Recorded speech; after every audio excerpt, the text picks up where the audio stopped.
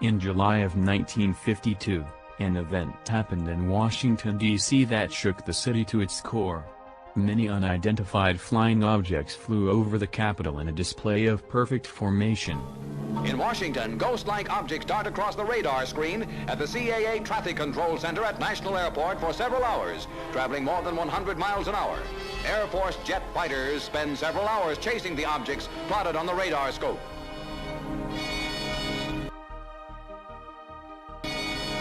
General Sanford, Air Force Intelligence Director, confirms that the objects are not secret American weapons and reiterates the Air Force's obligation to investigate. In pursuit of this obligation, since 1947, we have received and analyzed between 1,000 and 2,000 reports that have come to us from all kinds of sources.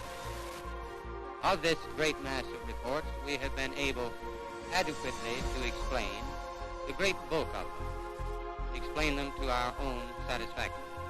However, there have been a certain percentage of this volume of reports that have been made by credible observers of relatively incredible things. It is this group of observations that we now are attempting to resolve. We have, as of date, come to only one firm conclusion with respect to this remaining percentage, and that is that it does not contain any pattern of purpose or of consistency that we can relate to any conceivable threat to the United States.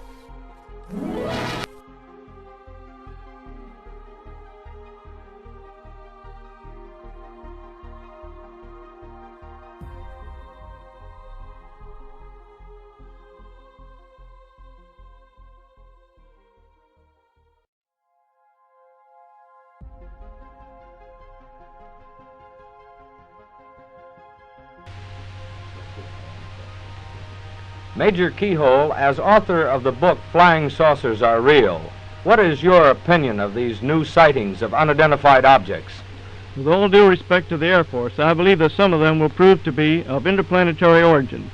During a 3-year investigation, I found that many pilots have described objects of substance and high speed. One case, pilots reported their plane was buffeted by an object which passed them at 500 miles an hour. Obviously, this was a solid object, and I believe it was from outer space.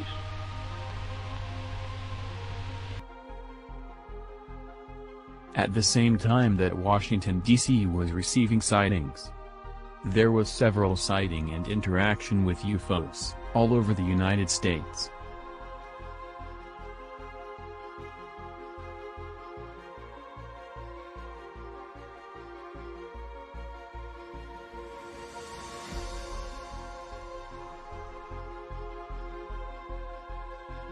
Did the Joint Chiefs of Staff talk to you or concern you about the unknown and the unidentified flying object? Oh, yes, we discussed it at every conference that we had with the military, and they never were able to make me a concrete report on Do you have what anything they on see. the subject, sir? No, I haven't had anything on the subject, and there's always things like that going on.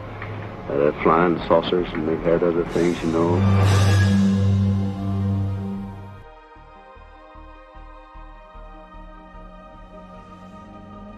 I am Lauren Ross Diedrichsen, Colonel, USA retired.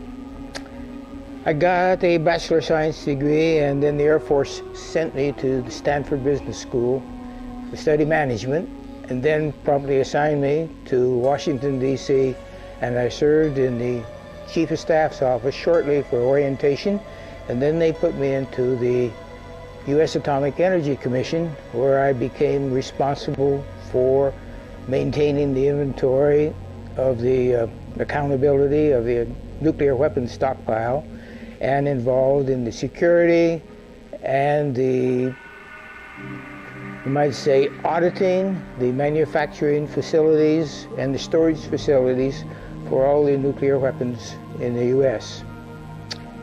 And I was there, while I was there, I had my first incident with UFOs, which in mid-July they flew over Washington, D.C., and I saw my first 9 UFOs. What year was this?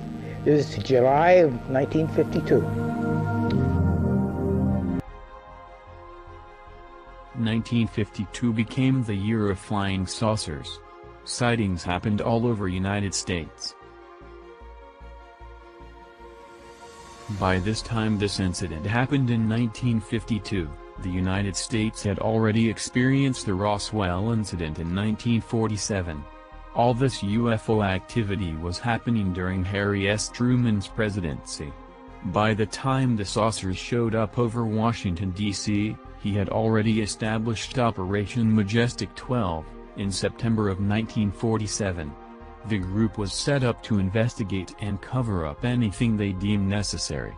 Since Harry Truman's presidency, all UFO and ET activity has been silenced ever since. There is a rumor that Truman signed some sort of treaty with the extraterrestrials. Thank you for watching Universal Lighthouse. Please like or subscribe for amazing discoveries and universal enlightenment. Please view description for Universal Lighthouse's research and study links.